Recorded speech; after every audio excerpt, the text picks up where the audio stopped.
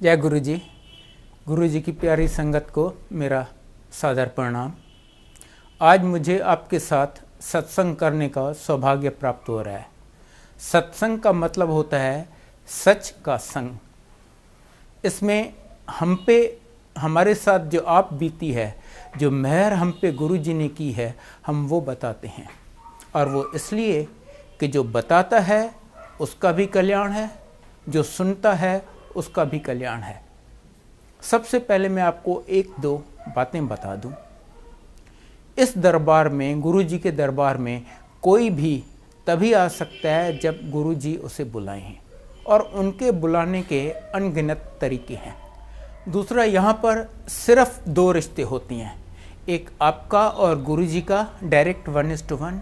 कोई भी बीच में नहीं आता। आपका माँ बाप, भाई बहन, माँ बाप बेटा, कोई बीच में नहीं आता। गुरु जी का हर एक के साथ 1:1 डायरेक्ट रिलेशनशिप होता है, और बाकी सब हम एक दूसरे के अंकल और आंटी हैं। गुरु जी सबको अंकल और आंटी कहते हैं, और हम भी वही करते हैं। यहाँ तक कि मैं अपनी वाइफ की बात करूँगा तो मैं कहूँगा मेरी आंटी। आज से लगभग 16 साल पहले 1997 में मेरा बड़ा बेटा 24 साल का था। उसको कैंसर हुआ था। उसका यहाँ ऑपरेशन हुआ एम्स में, न्यू दिल्ली में, जो कि इंडिया की one of the finest hospitals है। ऑपरेशन के बाद डॉक्टर्स ने कहा कि अब हम इसकी 9 महीने केमोथेरेपी करेंगे, बहुत स्ट्रांग डोजेस, पर ठीक होता है या नहीं, या अगर ठीक हो गया तो फिर 6-8 महीने या 1 साल बाद फिर हो जाती है, हम कुछ नहीं कह सकते, क्योंकि इस टाइप का कैंसर केमोथेरेपी रेजिस्टेंट है। हमने उसकी बायोप्सी अमेरिका में भी करवाई, और टाटा मेमोरियल हॉस्पिटल बॉम्बे में, जो कि इंडिया की ओल्डेस्ट एंड बेस्ट हॉस्पिटल है फॉर कैंसर, वहाँ पर भी करवाई। उन्होंने कहा इस टाइप का कैंसर तो 2-4 साल के बच्चे को होता है और वो हमेशा मर जाता है। मेडिकल साइंस में इसका कोई जवाब नहीं है, आप बेटे को भूल जाइए। जितना जल्दी आप उसे भुला दें उसके लिए भी अच्छा होगा, और आपके लिए भी। यहाँ तक कि उन्होंने हमें कहा कि कुछ मत कीजिए। अगर आपने कुछ किया तो हो सकता है आप उसकी ज़िंदगी कुछ दिन या कुछ हफ्ते बढ़ा सकें, पर आप सिर्फ उसकी और अपनी दोनों की परेशानी बढ़ा देंगे। उसको जाने दीजिए। आप समझ सकते हैं हमारी क्या हालत हुई होगी। पर अब हमें लगता है कि शायद ये गुरु जी की लीला थी हमें अपनी शरण में बुलाने की, क्योंकि अगर ये नहीं होता तो जैसी मेरी ज़िंदगी जा रही थी, हम शायद गुरु जी के यहाँ जाते ही नहीं। मैं गवर्नमेंट ऑफ इंडिया का एडवाइज़र था, और मेरी आंटी गवर्नमेंट ऑफ इंडिया में चीफ मेडिकल ऑफिसर थी। जैसे गुरु जी की मर्ज़ी, बेटे के कैंसर होने के लगभग 3 महीने बाद मेरी आंटी के किसी कलीग ने बताया कि ऐसे गुरुजी हैं। तब हम पहली बार गुरुजी की शरण गए। और सच तो ये है कि हम इसलिए नहीं गए कि हमें गुरुजी में कोई बहुत विश्वास था, नहीं, सिर्फ इसलिए कि हम मजबूर थे। हमारे पास और कोई रास्ता ही नहीं था, और कोई द्वार था नहीं जो हम खटखटा सकें। पहले दिन गुरुजी ने मेरे बेटे को सिर्फ 2 अक्षर बोले, कल्याण कीता। पर उन 2 अक्षरों में हमें क्या कुछ मिल गया, और अभी तक इस पल तक जो मिल रहा है इतना ज़्यादा है कि मुझ में शक्ति नहीं है कि मैं आपको बता सकूं, और आप सोच नहीं सकते। सबसे पहले तो मैं आपको बेटे का बताऊं। लगभग 3 महीने बाद जब उसका CT स्कैन हुआ, एब्सोल्युटली अनबिलीवेबल रिजल्ट कि शरीर में कैंसर का नामो निशान नहीं है। फिर 6-6 महीने बाद, फिर 1-1 साल बाद CT स्कैन होता रहा, और हर बार सेम रिजल्ट कि शरीर में कैंसर का नामो निशान नहीं है। और जो डॉक्टर्स कहते थे कि आप बेटे को भूल जाइए, कहने लगे आप भूल जाइए कि इसे कभी कुछ हुआ था, he is absolutely all right. फिर गुरुजी कहने लगे मुंडे दाव्या कर लो, मुंडे दाव्या कर लो। हमने लगभग 2 साल अपनी पूरी कोशिश कर ली, पर कहीं बात नहीं बनी। गुरुजी कहते रहे और हम कोशिश करते रहे। आखिर एक दिन जब गुरुजी ने मेरी आंटी को बोला मुंडे दा ब्याह कर ले, कहती है गुरुजी लड़की भी आप ही दिलाइए, क्योंकि ये हमारे बस का काम नहीं था। गुरुजी ने कहा ठीक है, तो पंजाबी कुड़ी दिलवाएंगे, हम सिंधी हैं। हमने कहा गुरुजी न्यूज़पेपर में ऐड दें, क्या करें, कैसे होगा? कहते हैं नहीं नहीं, चुप करके बैठ जाओ, घर बैठे कुड़ी आ जाएगी। अब हमें और क्या चाहिए, हम भी चुप करके बैठ गए। लगभग 2 साल बीते। जैसे गुरुजी ने कहा था, घर बैठे पंजाबी कुड़ी आ गई। आप सोच रहे होंगे ये कैसे हुआ। बेटा कंप्यूटर इंजीनियर है, दिल्ली में लोधी रोड पे CGO कॉम्प्लेक्स है, जहाँ पर गवर्नमेंट ऑफ इंडिया के बहुत ऑफिसेस हैं, ये भी वहाँ पर काम करता है। एक दिन वो कैंटीन में बैठा हुआ था, एक लड़की आई, अच्छे खासे गुड फैमिली की, पढ़ी लिखी, MCA। पहले तो इससे किसी कलीग के बारे में पूछा कि मैंने उसके अंडर ट्रेनिंग की है, अब वो कहाँ है। इसने बताया कि नहीं, उसको वो तो ये ऑफिस छोड़ के चला गया है। फिर वो 1-2 बार मिली, उसके बाद एक दिन उसको कहती है कि मेरे पेरेंट्स आपके पेरेंट्स से मिलना चाहते हैं मैट्रिमोनियल के लिए। इसने बताया कि देखो ये मेरी हिस्ट्री है, मुझे इस टाइप का कैंसर हो चुका है, आज मैं गुरुजी की कृपा से ठीक हूँ, पर मैं सच्चाई तुमसे छुपाना नहीं चाहता। कहती है कोई बात नहीं। उसके पेरेंट्स हमारे यहाँ आए, प्रपोज किया, हमने गुरुजी से पूछा, गुरुजी कहते हैं हाँ कर लो ब्याह। शादी हो गई। शादी के बहुत जल्द बाद गुरुजी ने मेरे बेटे को कहा अब अपनी फैमिली बढ़ा। तब पता चला कि लड़की को 2-3 प्रॉब्लम्स हैं जिसकी वजह से उसका माँ बनना बहुत मुश्किल है, और कैंसर वाले आदमी को तो कभी बच्चा हो ही नहीं सकता। 4 साल इन्होंने पता नहीं कितने स्पेशलिस्ट को कंसल्ट किया, सब ने कहा भूल जाइए, आपको अपना बच्चा होने का सवाल ही नहीं पैदा होता, चाहो तो किसी को गोद ले लो। 31 दिसंबर 2005 को गुरुजी न्यू ईयर्स ईव सेलिब्रेट कर रहे थे बड़े मंदिर में। वो अपने हाथ से प्रसाद दिया करते थे। जब मेरी बहू को प्रसाद दिए, बोले ले तेनू दवाई देती। उसी महीने जनवरी में उसने कंसीव किया। कुछ टाइम बीता, संगत से कोई अनजान आंटी आके उसको कहती है कि गुरुजी ने हमें सपने में कहा है कि तुम्हें जुड़वा बच्चे हैं। अब देखिए, उसको नहीं पता, उसके डॉक्टर को नहीं पता, मदर इन लॉ डॉक्टर है उसको नहीं पता, संगत से कोई अनजान आंटी आके बताती है कि तुम्हें जुड़वा बच्चे हैं। फिर प्रेगनेंसी में बहुत सीरियस प्रॉब्लम्स आए, रियली सीरियस। हर बार डॉक्टर्स ने हाथ खड़े कर दिए कि ये हमारे बस का नहीं है, हम कुछ नहीं कर सकते। पहले उसको सीवियर ब्लीडिंग हो गई।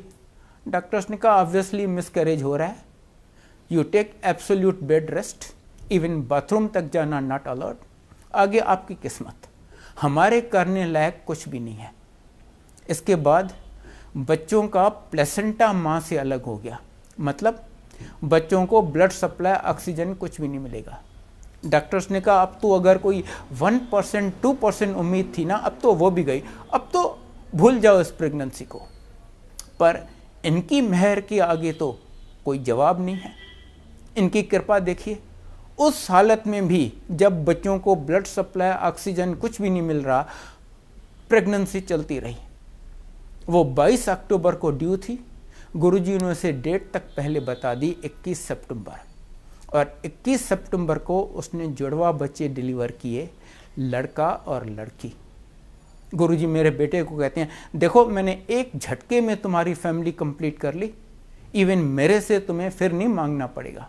और मेरी आंटी को कहती है आंटी कभी वेख्या है, कभी सुनिया है कैंसर वाले बंदे नू बच्चा हो जाए, मैं तेरी डॉक्टरी फेल कर देती। ये हैं हमारे गुरुजी, साक्षात शिव जी। आप उन्हें शिव जी कहिए, महाशिव कहिए, परमेश्वर कहिए, whatever, he is the ultimate. उनके ऊपर कुछ भी नहीं है, कुछ भी नहीं। शिव पुराण में लिखा है कि शिव जी ने ब्रह्मा, विष्णु और महेश पैदा किए और उनको काम डिवाइड कर दिया। ब्रह्मा जी का काम था सृष्टि की रचना करना, विष्णु जी का उसका धर्म अनुसार पालन पोषण करना, और रुद्र का जब पाप बहुत बढ़ जाए तो सर्वनाश, प्रलय कर देना, ताकि नई सृष्टि की धर्म अनुसार रचना हो सके। ब्रह्मा जी से सृष्टि की रचना नहीं हो रही थी। उन्होंने शिव जी को रिक्वेस्ट किया, महाराज ये काम भी आप ही कीजिए। शिव जी ने फटाफट अपने जैसे कई शिवगण पैदा कर दिए, सब 3 आंखों वाले, जटाधारी, नीलकंठ। ब्रह्मा जी कहते हैं नहीं महाराज, नहीं, ऐसे नहीं, आप ऐसे जीवों की उत्पत्ति कीजिए जो जन्म मरण के चक्कर में चलते रहें, जो जीवन मृत्यु से डरते हों। शिव जी कहते हैं नहीं, ऐसे पापी जीवों को मैं नहीं पैदा करूंगा, ऐसे जीवों की उत्पत्ति तो तुम ही करो। मैं कभी कभी गुरु बन के पृथ्वी पर उनका कल्याण करने के लिए आऊँगा, और इस बार वो हमारे गुरु जी के रूप में हमारा कल्याण करने के लिए आए थे। गुरु जी बार बार कहते थे, मैं सिर्फ अपनी संगत का कल्याण करने के लिए आया हूँ। आपको पता ही नहीं मैं कितने जन्मों से आपके साथ जुड़ा हुआ हूँ, मैं अपनी उस संगत को इकट्ठा करने के लिए आया हूँ। इसीलिए यहाँ पर कोई नया पुराना नहीं है, कोई छोटा बड़ा अमीर गरीब कोई भेदभाव नहीं है। अगर है तो एक छोटा सा भेद है। गुरु जी कहते हैं जो बड़े लोग हैं, जो अमीर हैं, वो मेरे पास आते हैं, जो छोटे लोग हैं उनके पास मैं जाता हूँ। और गुरु जी सबको इतना ब्लेस करते हैं, without any distinction, without any भेदभाव। जैसे आप सूरज के सामने जाएं, सूरज सबको रोशनी देता है विदाउट एनी डिस्टिंक्शन। गुरु जी भी कहते हैं मेरी शरण में जो बड़े से बड़ा पापी आ गया, मैं उसे भी ब्लेस करूंगा। I am duty bound to bless him. Guru ji कहते हैं आपके 90% कर्म मैं माफ कर देता हूं, और वो सिर्फ एक शिव जी ही कर सकते हैं। और बाकी 10% भी कहते हैं मैं आपको भुगतवाऊंगा, आपसे वो भी नहीं भुगते जाएंगे। और वो मैं आपसे इसलिए भुगतवाऊंगा ताकि आपका सब जन्मों के लिए अकाउंट क्लियर हो जाए, ना आप इस जन्म में सफ़र करेंगे ना और किसी जन्म में। उनके गुण तो इतने हैं कि मैं क्या, अगर माँ सरस्वती अब से लेके इटर्निटी तक डिस्क्राइब करे तो भी नहीं डिस्क्राइब कर सकती। पर मैं आपको उनके बारे में कुछ बताता हूँ। गुरु जी अपने पूरे जीवन में कभी 1 सेकंड भी नहीं सोए, 1 सेकंड नहीं सोए। कहते थे रब किस तरह सो सकता है, रब सो जाए तो प्रलय ना आ जाए, सृष्टि कौन चलाएगा। संगत से उन्हें बहुत प्यार है, बस जब संगत है वो संगत के साथ बैठे हैं, और हर एक की तकलीफ मुसीबत परेशानी, किसी का डायबिटीज़, किसी का आर्थराइटिस, किसी का हार्ट ब्लॉकेज अपने ऊपर ले लेते हैं। जब संगत डिस्पर्स हुई तब तप में लगे रहते हैं, और तब से धीरे धीरे उसको वो ख़त्म करते हैं। वो अजन्मा है, अकाल है, अजूनी है, ना कभी उनका जन्म हुआ है, ना कोई मध्य है, ना कभी अंत होगा। गुरुजी अपने पूरे जीवन में कभी 1 सेकंड भी नहीं सोए, बस संगत के साथ और उनका कल्याण करने में लगे रहे हैं। गुरुजी जब चलते थे उनके पांव जमीन पे नहीं होते थे, वो जमीन से ऊपर चलते थे। हम उनके साथ चल रहे हैं, हमारे जूतों को इतनी मिट्टी लगी हुई है, या बारिश है तो कीचड़ लगा हुआ है। गुरुजी के जूते आप देखेंगे नीचे ऊपर से चमक रहे हैं, क्योंकि वो ज़मीन को टच ही नहीं करते, उसके ऊपर चलते हैं। एक बार बड़े मंदिर के गेट पे फ्रेश कंक्रीटिंग हुई थी, तो सेवादारों ने दोनों साइड पे 2-2 ईंटें रख के उसके ऊपर एक फटा रखा था कि लोग उससे जाएं, नहीं तो कंक्रीट पे सबके निशान पड़ जाएंगे। गुरुजी आए वहाँ पर, गुरुजी तो कंक्रीट के ऊपर चले गए। किसी ने देखा, उसने सोचा शायद कंक्रीट सूख गई है, उसने हल्का सा एक उंगली से कंक्रीट को टच किया तो उसके फिंगरप्रिंट्स के निशान कंक्रीट में आ गए। पर गुरुजी चल के गए, कहीं उनका निशान नहीं आया। जो बहुत सिंपल वर्ड्स में कहते हैं कि God is omniscient, omnipresent and omnipotent. हमने वो तीनों गुण गुरुजी में अनेक बार देखे हैं, and in unlimited mayor, unlimited mayor में। मैं आपको कुछ इंस्टेंसेस सुनाता हूँ। पहले ओमनीसेंट का सुनाता हूँ। वो हरेक के मन की हर बात जानते हैं। एक बार उनके यहाँ 3 दोस्त आए एम्पायर स्टेट में, जहाँ गुरुजी संगत करते थे। जब वहाँ से वो निकले, उन्होंने सोचा चलो सीरियस काम बहुत हो गया है, अब थोड़ा एंजॉय करते हैं। वो गए रेस्टोरेंट में, जाके उन्होंने शराब और कबाब ऑर्डर किए। आपने देखा होगा कई लोग यहाँ पर गुरु जी की फ़ोटो लगाते हैं, उन्होंने भी बाय चांस तीनों ने लगाई हुई थी, तो जिसकी तरफ देखें सामने गुरु जी की फ़ोटो देख रही हैं। उन्होंने कहा नहीं नहीं ये अच्छा नहीं लगता। तीनों ने अपनी फ़ोटो उतार के चौथी कुर्सी पे उल्टी करके रख दी। उसके बाद फ्री होके शराब और कबाब एंजॉय किए। अगले दिन वो गुरु जी के यहाँ गए, जैसे ही अंदर घुसे गुरु जी कहते हैं क्यों अंकल कल खूब एंजॉय कीते शराब ते कबाब? हाँ जी गुरु जी। ते की कीता? गुरु ਨੂੰ ऊंधा करके कुर्सी ते रख देता कि हुण गुरु वेख नहीं सकता। और कमलो मैं तुहानू कदी मना कीता है इहो जिहे कमां तो? वो मैं उनसे क्या छुपाऊंगा, वो हमारा हर बात हर मोमेंट जानते हैं। द मोमेंट आप उनके सामने जाएं, आपके अगले पिछले सब जन्मों का सीटी स्कैन हो जाता है। He knows everything about you and he is present everywhere. आप उन्हें याद करके तो देखिए, जहां आप उन्हें सच्चे दिल से याद करेंगे उन्हें अपने बगल में पाएंगे। एक बार दिल्ली में उनका कोई भगत बहुत बीमार था। नेचुरली वो गुरु जी को बहुत याद कर रहा था। अचानक दरवाजे पे नॉक हुई, इन्होंने दरवाज़ा खोला, देखा सामने गुरु जी। बहुत खुश हुए, गुरु जी अंदर आए, उसको ब्लेस किया, उसकी सारी तकलीफ़ें तो वहीं दूर हो गईं। 5-7 मिनट गुरु जी बैठे। जाते वक्त गुरु जी कहते हैं देखो मुझे छोड़ने कोई नहीं आएगा, मैं खुद चला जाऊंगा और मेरे जाने के 10 मिनट बाद तक कोई ये दरवाज़ा नहीं खोलेगा। उन्होंने वैसा ही किया। 10 मिनट बाद जब उन्होंने दरवाज़ा खोला, उन्होंने सोचा अरे गुरुजी तो आजकल जलंधर में हैं, वो दिल्ली आए हुए हैं, पता तो लगाएं गुरुजी कहाँ रुके हैं, कल फिर जाके उनकी ब्लेसिंग्स ले लेंगे। उन्होंने जलंधर के मंदिर में फ़ोन किया जहाँ गुरुजी बैठते थे। किसी सेवादार ने फ़ोन उठाया, इन्होंने पूछा अंकल वो गुरुजी दिल्ली में किसके यहाँ रुके हैं? तो वो कहते गुरुजी दिल्ली में? गुरुजी तो यहाँ मेरे सामने बैठे हुए हैं। वो हर जगह हैं, हर जगह हैं, सिर्फ अपने भगत को ब्लेस करने के लिए जब जहां वो प्रकट हो जाते हैं। उनसे कोई बात छुपी नहीं है, त्रिकालदर्शी हैं।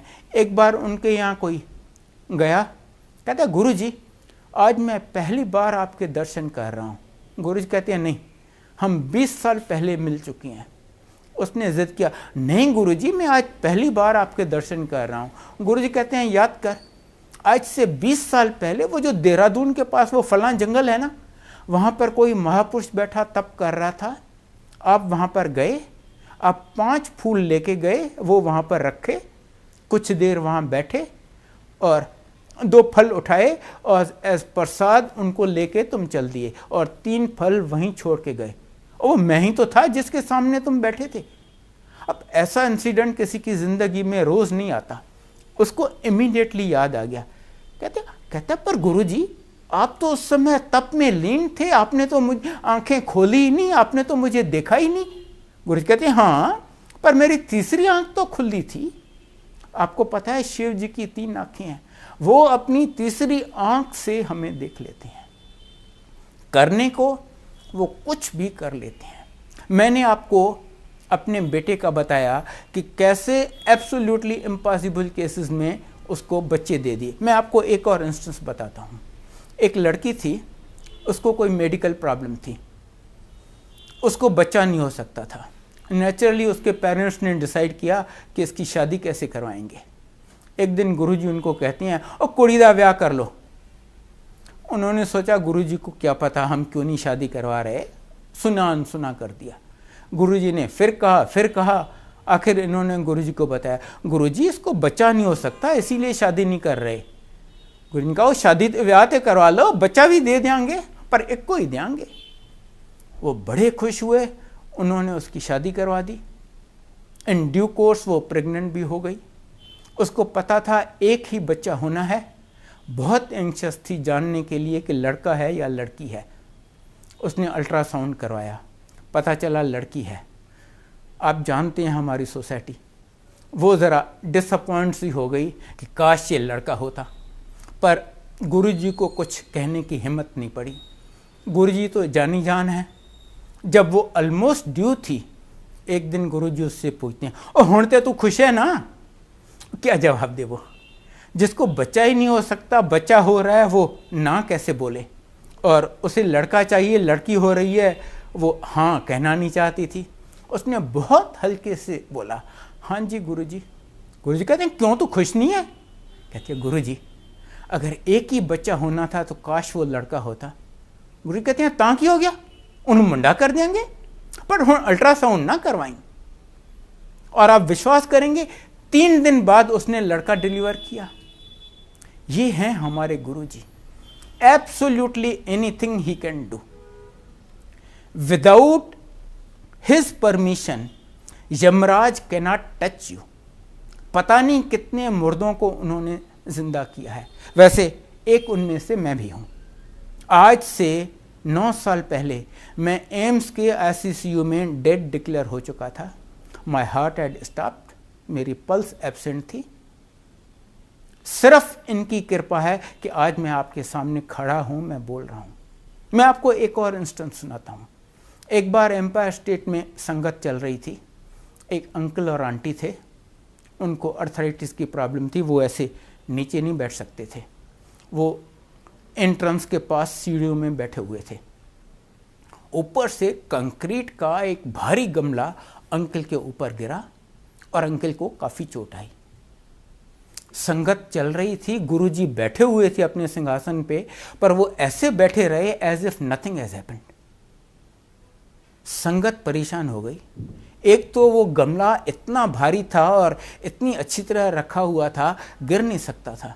दूसरा, गुरुजी बैठे हैं वहां पर अपने भगत के लिए कुछ भी नहीं कर रहे। This nobody ever expected.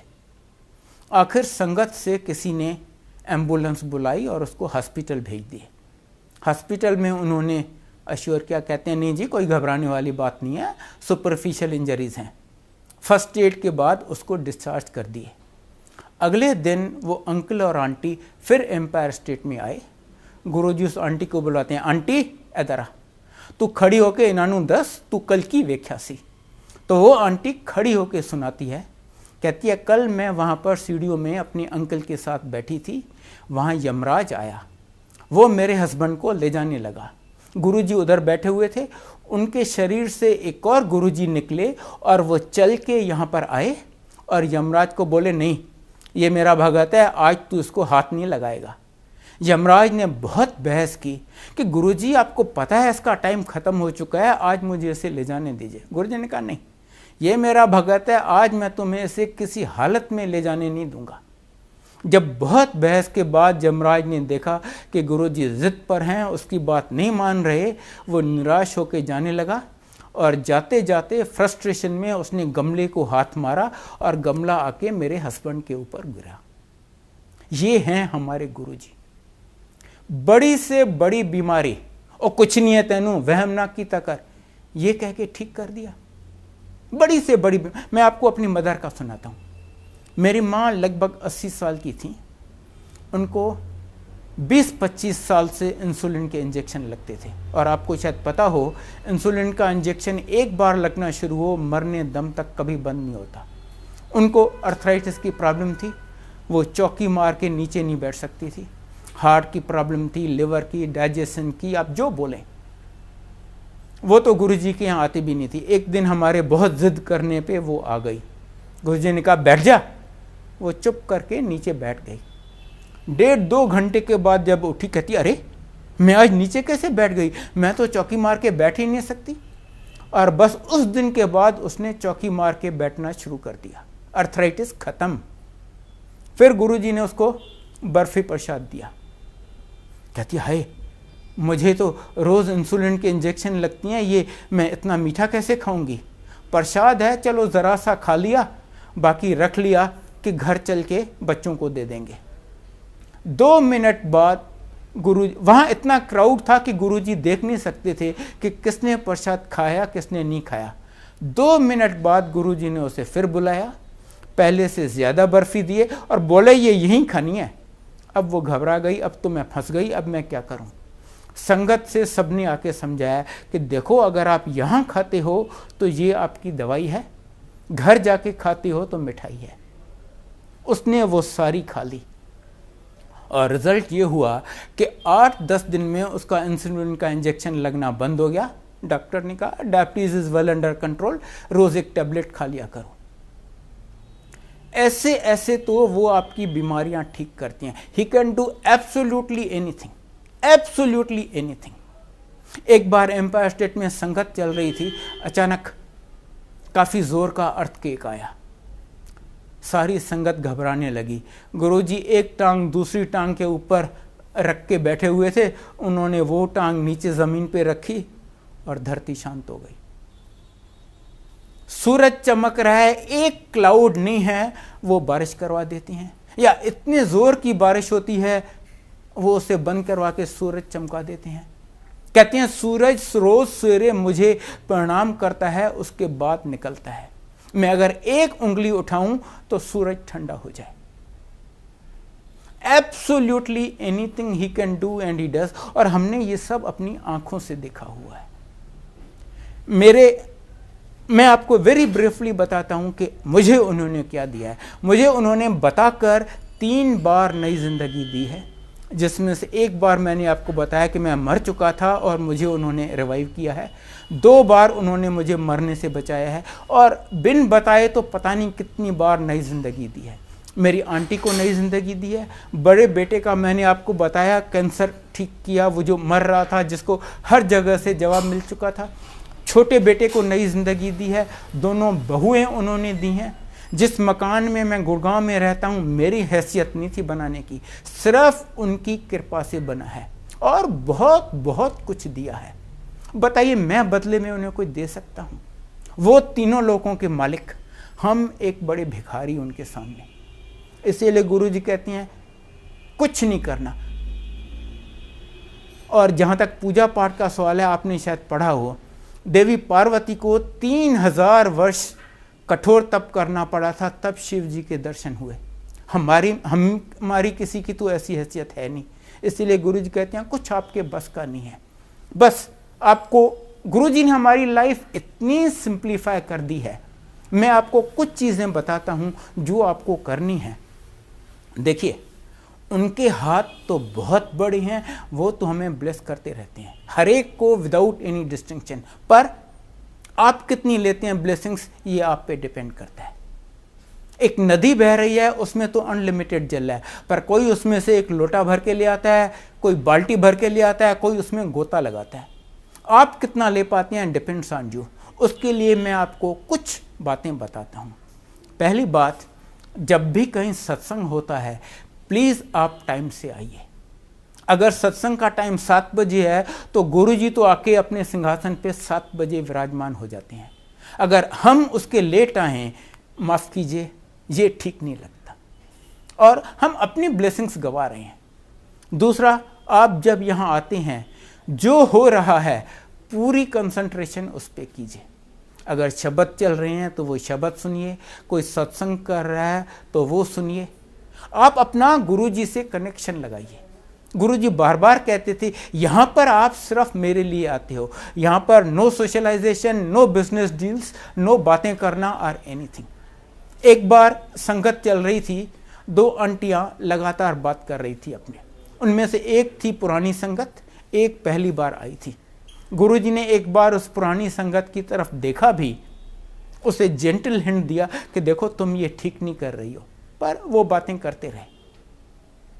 जब लंगर खत्म हुआ और वो नई वाली आंटी चली गई, ये पुरानी वाली आंटी गुरुजी को कहती है, गुरुजी उस आंटी को बहुत प्रॉब्लम्स, बहुत तकलीफें थी, वो मुझे सुना रही थी, अब मैं कैसे नहीं सुनती। गुरुजी कहते हैं अगर वो तकलीफें तुम्हें सुनाने के बदले वो शब्द सुनती, उसकी सारी तकलीफें वहीं दूर हो जानी थी। ये है शब्द की इंपॉर्टेंस। आप सिर्फ गुरुजी से कनेक्शन कीजिए, उन पे थोड़ी श्रद्धा रखिए, उनको प्यार कीजिए, उनसे कनेक्शन कीजिए। कनेक्शन का मतलब हर बात में आप उनको याद कीजिए। अब मैंने आपको बताया कि बैठ के पूजा पाठ करने का हमारा कोई औकात नहीं है। आप चलते फिरते, उठते बैठते, टॉयलेट सीट पे सैर करते, कुकिंग करके जब आए उन्हें याद कर लीजिए। गुरुजी कहते हैं इवन कील ठोकते वक्त आप मुझे याद कीजिए। इतना सिंपल। उन्होंने हमें हर वहम, हर बंधन से निकाल दिया। कहते हैं आपके बस का कुछ है ही नहीं, बस आप सिर्फ आते यहां रहो, मेरे से कनेक्शन करो, जब हो सके तो मुझे याद करो, जितना हो सके लोगों का भला करो। अगर आप भला नहीं कर सकते तो नहीं, पर किसी का बुरा मत करो। दूसरा गुरुजी कहते हैं नो ABC। ए मतलब अब्यूज, किसी को अब्यूज मत करो। बी मतलब ब्लेम, किसी को ब्लेम मत करो। सी मतलब क्रिटिसाइज, किसी को क्रिटिसाइज मत करो। बस उनसे कनेक्शन करो, लीव एवरीथिंग टू हिम। उनसे कुछ मांगो नहीं, सिर्फ मानो। मैं आपको विश्वास दिला सकता हूं कि ये वो द्वार है जहां पर आपको हर चीज मिल सकती है, पर टाइमिंग और प्रायोरिटी गुरुजी डिसाइड करते हैं। वो पहले लाइफ देते हैं, फिर हेल्थ, फिर वेल्थ, फिर हैप्पीनेस और आपको जो कुछ चाहिए। अगर कोई चीज आपको इस द्वार पे नहीं मिलती, रेस्ट एश्योर्ड वो आपके लिए अच्छी नहीं है। जो चीज आपके लिए अच्छी है वो बिन मांगे आपको दे देती हैं। और ये मत सोचिए कि आज गुरुजी नहीं है, इनफैक्ट आज तो पहले से कहीं ज्यादा कल्याण हो रहे हैं, क्योंकि जब तक गुरुजी इंसानी चोले में थे उनको मर्यादा के अंदर रहना पड़ता था। मैंने आपको बताया मेरे बेटे का कैंसर ठीक किया, वो कैंसर उन्होंने अपने ऊपर ले लिया, फिर धीरे धीरे तब से उसको खत्म किया। आज उनको ना वो शरीर है ना वो लिमिटेशन है, इसीलिए आज पहले से कहीं ज्यादा और कहीं क्विक कल्याण हो रहे हैं। तो बस जिस दिन आप गुरुजी के यहाँ आते हैं, I can assure you proves A turning point in your life. उसके बाद आप कभी मुड़ के नहीं देखते। आज गुरुजी की संगत करोड़ों में है, and I can assure you उनमें से एक भी ऐसा नहीं मिलेगा आपको जो ये कह सके कि जब मैं गुरुजी के यहाँ आया था आई वॉज बेटर ऑफ। नहीं, in every respect everybody is better off than वो वहां पर आया। बस आप यहाँ आते रहिए, लीव एवरीथिंग टू हिम, और देखिए आपकी जिंदगी कैसे चमका देते हैं। मैं आपको एक इंस्टेंस बता रहा हूँ कि गुरुजी अपने भक्तों की लाज कैसे रखते हैं। एक बार कोई 20-25 आदमियों का ग्रुप माता वैष्णो देवी पे जा रहा था। ट्रेन रात को 11-11:30 बजे थी। उनमें से एक गुरुजी का भगत था। उसने सोचा ट्रेन तो इतना लेट है, चलो मैं तब तक गुरुजी के मंदिर से होके आता हूँ। वो गुरुजी के यहाँ गए। वहाँ पर स्ट्रिक्ट रूल है कि जब गुरुजी आपको आज्ञा दें तभी आप वापस जा सकते हैं। वो बैठा रहा जब तक गुरुजी उसे आज्ञा दें, और गुरुजी ने जब तक उसको आज्ञा दी, बहुत लेट हो गया था, तब तक उसकी ट्रेन चली गई। और ऐसा हुआ कि बाय चांस जो 20-25 लोग जा रहे थे सबकी टिकटें इसी के पास थीं। जब गुरुजी ने उसे आज्ञा दी और वो स्टेशन पे पहुंचा तो उसके सब दोस्त उस पर बहुत गर्म हो गए। यार तुम अच्छी आदमी हो, पता नहीं कौन से गुरु के पास चले गए और हमारी भी इतनी बढ़िया ट्रिप वैष्णो देवी की मिस करवा दी, अच्छे रिस्पॉन्सिबल आदमी हो तुम तो। इसके पास तो कोई जवाब था नहीं। सामने से एक टीटी दौड़ता हुआ आया, कहता है क्या है भाई साहब, किस बात पे इतना शोर हो रहा है? उन्होंने कहा देखो ना, ये पता नहीं कौन से बाबे के पास चला गया और हमारी ट्रेन मिस करवा दी। तो टीटी कहता है क्या बात है, वो एक नई ट्रेन शुरू हुई है ना, श्रद्धा एक्सप्रेस, वो वहां खड़ी है सामने प्लेटफॉर्म पे, आप उसमें चले जाइए ना, वो अभी रिसेंटली शुरू हुई है, कई लोगों को उसका पता भी नहीं है, आपको उसमें जगह मिल जाएगी। ये गए उस प्लेटफॉर्म पे, देखा ट्रेन खड़ी है जिसमें एक भी पैसेंजर नहीं है। कैन यू इमेजिन, इंडिया में ट्रेन जिसमें एक भी पैसेंजर नहीं हो। ये सब एक डिब्बे में बैठे और जैसे ही बैठे ट्रेन चलना शुरू हो गई, इनको जम्मू ले गई। वहाँ से ये गए माता पे, दर्शन किए बहुत अच्छे। जब वापस आए इन्होंने सोचा यार ये ट्रेन तो बहुत अच्छी है, जाते वक्त हमें इतना लेट चली फिर भी हमारी शेड्यूल ट्रेन से भी पहले पहुंचा दिया, चलो हम इस ट्रेन से चलते हैं। गए बुकिंग विंडो पे कि जी हमारा ये टिकट चेंज कर दीजिए, हम श्रद्धा एक्सप्रेस से वापस जाना चाहते हैं। वो बुकिंग विंडो क्लर्क कहता है कौन सी श्रद्धा एक्सप्रेस, ऐसी तो कोई ट्रेन है ही नहीं। कहते हैं यार कमाल करते हो, 2 दिन पहले तो हम इस ट्रेन से आए हैं। कहते हैं जनाब अगर ऐसी कोई ट्रेन होती तो सबसे पहले मुझे ही पता होता, ऐसी कोई ट्रेन नहीं है। उसके बाद ये अपनी नॉर्मल ट्रेन से वापस आए। अगली बार जब ये गुरुजी के यहाँ गया, गुरुजी इसको कहते हैं क्यों अंकल कैसी रही जम्मू की ट्रिप? फिर गुरुजी कहते हैं जब अपने भगत पे बन आती है ना तो गुरुजी को कुछ करके दिखाना पड़ता है। वो श्रद्धा एक्सप्रेस उन दिनों थी ही नहीं कोई, उससे कोई 5-7 साल बाद अब शुरू हुई है, 2 साल हुए हैं ये ट्रेन शुरू हुई है, श्रद्धा एक्सप्रेस। ये हैं हमारे गुरुजी, और इस हद तक वो जाते हैं हमारी लाज रखने के लिए। मैं आपको फाइनली एक इंस्टेंस बताता हूँ, रादर 1.5 इंस्टेंस बताता हूँ। एक बार एक आंटी आई उनके पास, कहती है गुरुजी कल मैं मथुरा जा रही हूँ, वहाँ पर सुना है राधा और कृष्ण की एक इतनी सुंदर मूर्ति है, अगर आप उसकी आँख में आँख डाल के देखो ना, आपकी मन की इच्छा पूरी हो जाती है। गुरुजी कहते हैं ये देख, वहीं पर अपने अंदर उसके दर्शन करवा दी। कहते हैं सब तो मेरे से ही निकले हैं। एक सरदार आया उनके पास, गुरुजी ने पूछा की चाहिए तेनू? कहते हैं गुरुजी मुझे गुरु नानक देव के दर्शन करवा दो। कहते हैं ये देख, वहीं पर गुरु नानक देव का 10 गुरुओं के दर्शन अपने शरीर में करवा दिए। एक बार वो एम्पायर स्टेट में बैठे थे, संगत का दिन नहीं था, उनके पास 3 सरदार आए, तीनों बहुत 7 फीट से ज़्यादा लंबे आए, सीधा गुरुजी के कमरे में चले गए। वहाँ गुरुजी ऊपर बैठे हुए थे, ये नीचे बैठ गए। गुरुजी कहते हैं हाँ जी आपकी क्या सेवा की जाए? कहते हैं नहीं महाराज, सेवा तो हम करने आए हैं। वो गए किचन में, जाके कन्हा साहब का प्रसाद बना के ले आए, गुरुजी को ऑफ़र किया, गुरुजी ने भोग लगाया, उसके बाद उन तीनों को दिया एज प्रसाद। उन्होंने वो प्रसाद लिया, कुछ देर बातचीत होती रही और फिर तीनों उठे और चल दिए। संगत का दिन नहीं था, बाहर सिर्फ एक सेवादार बैठा हुआ था, वो बड़ा क्यूरस था। कहते यार ऐसी पर्सनैलिटी तो मैंने कभी देखी नहीं, देखूं तो सही ये कौन है, कहाँ से आए हैं, क्यों आए हैं। वो उनके पीछे पीछे गया, मेंटेनिंग थोड़ा सा रेस्पेक्टेबल डिस्टेंस। जहाँ ज़रा सी टर्निंग आई, तीनों गायब हो गए। ये दौड़ता हुआ एम्पायर स्टेट कॉम्प्लेक्स के गेट पे पहुंचा और वॉचमैन से जाके पूछा, अरे भाई वो तीनों सरदार कहाँ गए, वो जो इतने लंबे आए थे? वो कहते हैं कौन से सरदार? और मैं यहाँ 2.5 घंटे से ड्यूटी पे हूँ, ऐसा कोई सरदार ना यहाँ से अंदर गया है ना कोई बाहर आया है। ये और कुछ तो कर नहीं सकता था, वापस आ गया। गुरुजी तो जानी जान है, उनको तो पता है ये कहाँ गया है, क्यों गया है। जैसे ही ये अंदर घुसा, गुरुजी कहते हैं क्यों वो सरदार लब्बे नहीं? और ब्रह्मा विष्णु महेश सी, इमेजिन ब्रह्मा विष्णु महेश जिनके दर्शन करने आते हैं, वो क्या चीज़ है। हम सब बहुत भाग्यशाली हैं कि उन्होंने हमें अपनी शरण में बुलाया है। ये सिर्फ उनकी कृपा है, उनकी मेहर है। बस मेरी आपसे यही विनती है कि आप यहाँ आते रहिए और उनकी ब्लेसिंग्स लेते रहिए।